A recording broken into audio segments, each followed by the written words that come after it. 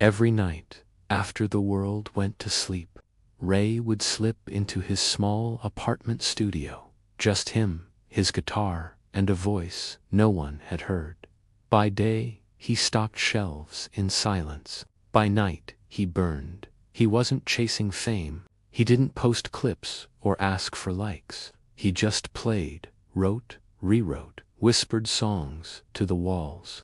One night, a neighbor knocked. She'd been listening through the thin walls for weeks.